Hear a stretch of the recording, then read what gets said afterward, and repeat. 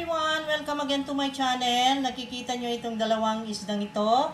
Gagawa tayo ng escabeche. Spicy escabeche with sriracha. At ito yung mga ingredients guys. Dadalhin ko ang magsalita para hindi matagalan. Okay. Siyempre may bawang, sibuyas, luya, red bell peppers, carrots, green onions, celery, Chinese pechay, cooking oil, or the canola oil, yan ang gamit ko ngayon. At yung sriracha para maging spicy.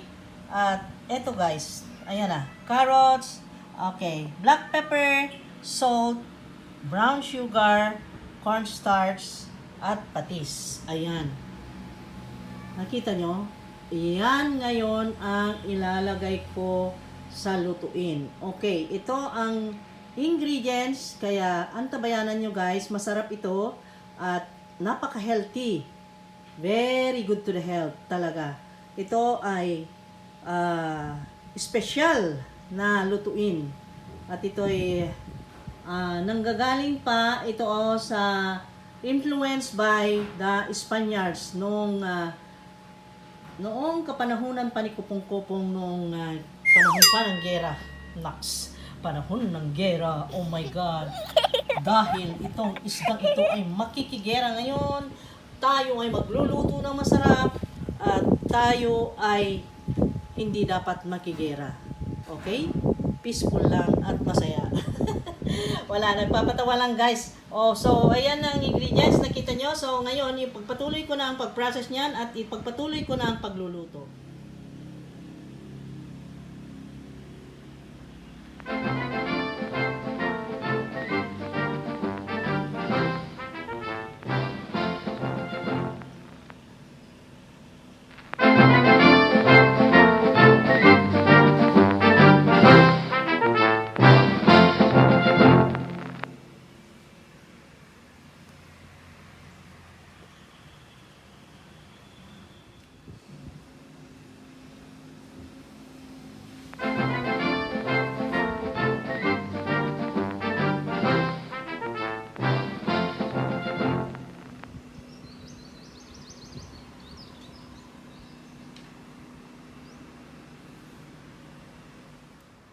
Okay guys, iprito muna natin yung fish bago mag-proceed sa pagluluto ng sauce.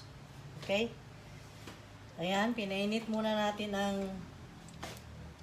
oil bago ilunod. Painitin ng maigi ang oil para sa ganun ay hindi siya dumikit sa kawali. Kaya kailangan nating hintayin hanggang talagang mainit na up to 100 degrees centigrade. Talagang yung mainit na.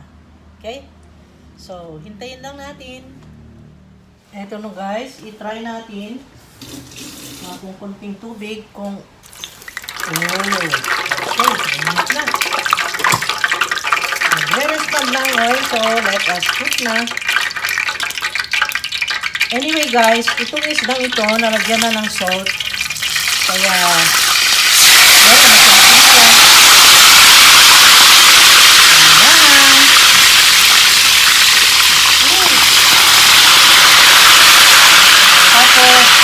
eto na, sinali namin yung itlog. Caviar! What is caviar? Caviar. Yan siya guys. Hintayin natin maluto. And then, balik pa rin. Mga, let's say, 3 minutes plus 3 minutes. So, meaning, 6 minutes lahat yan. Kasi gusto kong lutuin ng buti dahil yung sauce ay i-separate ko ng luto. Okay? So, hintayin natin. Hintayin natin.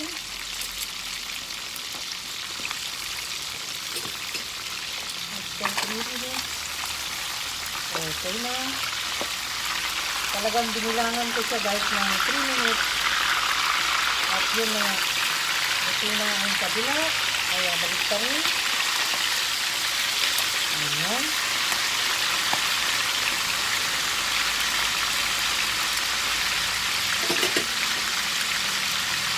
Another 3 minutes. Okay, now, ito na. So, kainin na natin. Wow, wow, wow. Paano nyo nalalaman na luto na yung isda? Kapag yung kanyang ingay ay nawala na. Yung tumatahimik na siya, yun na yung time na luto na siya, guys.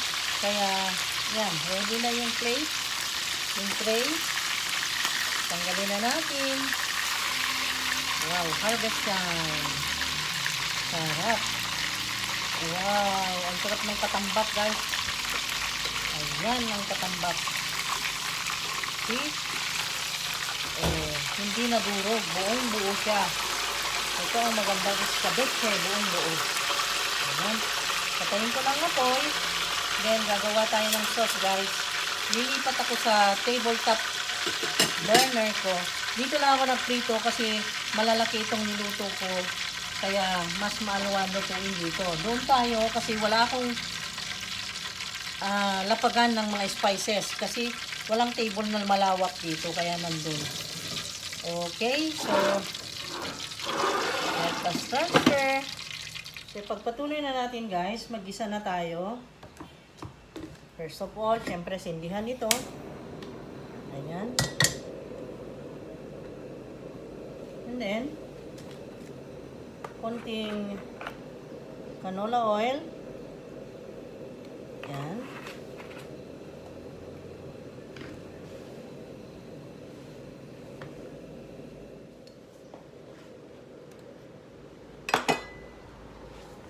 Luya, ang mauna. Gusto nating mangamoy ang luya dito, kaya dinamihan natin. Mas masarap ang escabeche kung ang lasa ng luya ay malalasahan. Kasi yun ang talagang ng escabeche, gingery taste. And then isunod natin ang garlic. Marami ring garlic kasi mahilig kami sa garlic. Parang hindi nakikita. Ayan.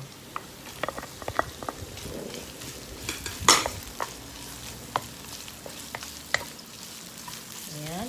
Papula-pulahin lang natin, guys. Para mangamoy siya talaga.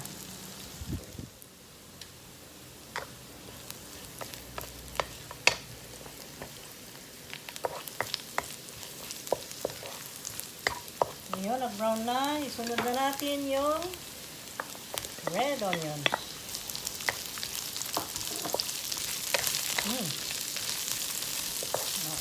Maamoy ang bango-bango. Pag ganyan na naaamoy mo, parang ginugutom-gutom ka na, lalo't malapit na ang tanghalian. Pag nakaamoy ka na yan, nako, ini-imagine mo nang kumain. Tapos, syempre, isunod ka na ang carrots.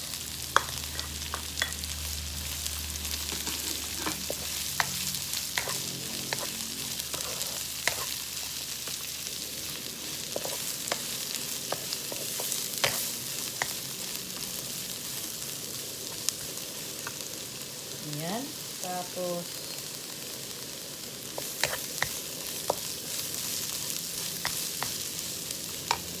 gisa-gisa muna natin.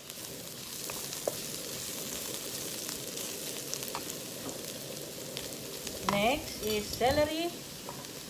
Ayan, guys, dinamihan kong celery kasi we love celery. Ayan. Lagay ko rin ng leaves konti. Masarap ang amoy ng celery kasi licorice ang amoy nito, smell nito. Nagwawala ng lansa at saka pampasustansya.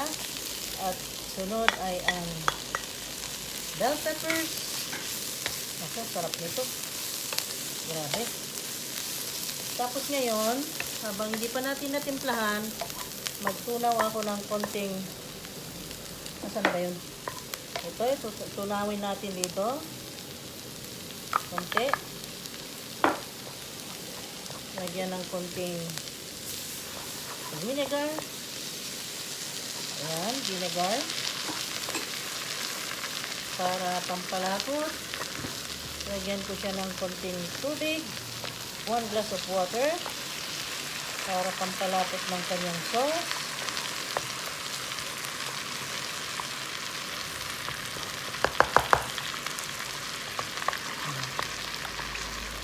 natin ng sauce mamaya para ihalo dun sa kanin natin.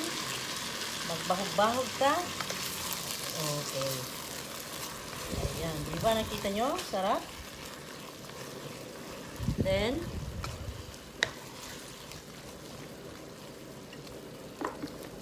sarap nito. Wow. Hintayin lang natin mag-isa-gisa konti.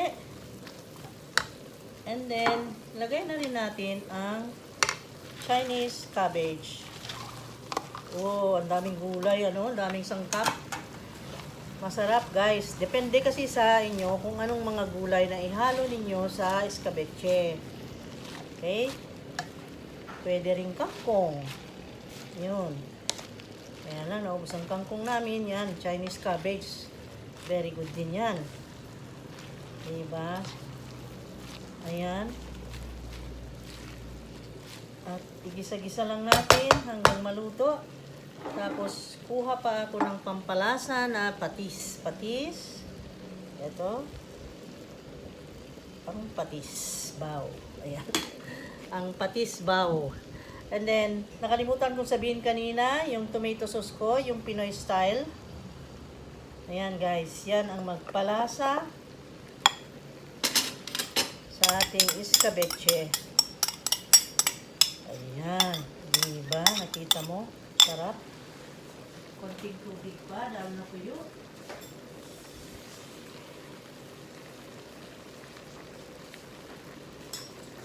So, ang ginawa ko is 2 glasses of water. Ayan. Halu-haluin ko para maihalo yung tomato sauce. Ang ginamit kong tomato sauce, guys, yung Del Monte Pinoy style. Ayan. And then, takpan ko lang siguro ito ng saglit. Takpan ko siya 3 minutes.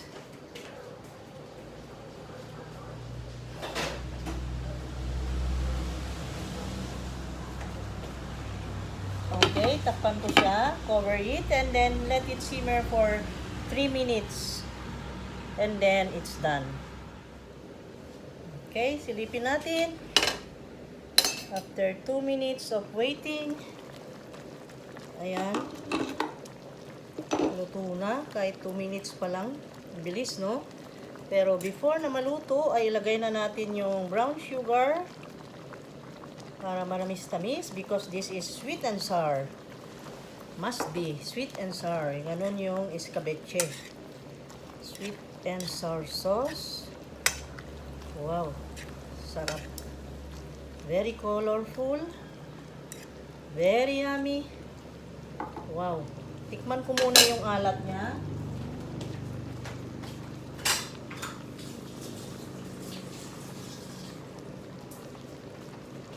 Tikman natin.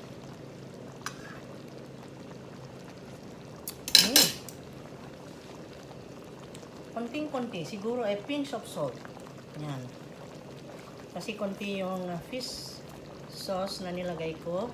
And then this time, yan, spring onions. And then, the black pepper. Masarap nito. Wow. Panalo, guys. Panalo. Okay. Patayin ko na, guys. Dahil luto na, ayokong overcook. Patayin ko na. Switch off. Ayan. Okay. At ako'y i-video ko pa. Close up. Ayan. May carrots. Bell peppers. Green onions. My God. Nandiyan na lahat. So, ihalo na natin sa fish. Ayan na, guys. So, nakita nyo yung katambak. Wow, ang gwapa, no? Ngayon, lagyan na natin ng sauce. Paano ko ba ilalagay? Bubuhos lang. Maybe like that. Wow.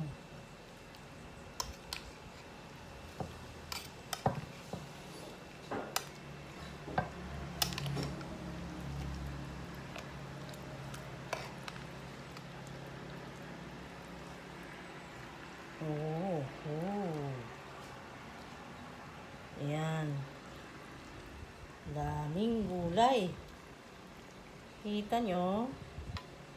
Wow. So, okay na. Naluto na natin ang ating escabeche. Yay! Yay, yay, yay, yay, yay, yay. Ayan na ang finished product. At tayo'y kakain na, guys. Ang sarap. Ito na yung isda. Nakubera na ng kanyang gulay. At ayan, ang sauce. Ang sarap. Hayaan na muna natin ng mga 10 minutes bago tayo kumain para yung kanyang sauce ay manuot dun sa loob ng fish. Okay? Kuberan ko lang siya babahagya para manuot ang sauce. Yan. Hinihintay ko ng 10 minutes, guys. Okay? At ano na, magpaalam na ako. Sana naman ay naibigan nyo itong escabeche ko. Sana ay magluto rin kayo para matikman nyo kung gaano kasarap. At ilalagay ko ang mga ingredients doon sa description box, guys. Don't you worry. Napakadaling lutuin at napakasarap. Hindi naman kamahalan ng mga sangkap. Yun lang isda, medyo mahal. Pero we need to eat healthy. Healthy ang fish. At we need fish oil and calcium for our bones and for healthy body. Yeah. Okay, nag-English na naman ako. Huwag na kayong magkulot ng noo. Thank you so much. Smile. I love you guys. I love you, Kachits. Sana ay mag-comment kayo at magkita-kita na naman tayo muli next time.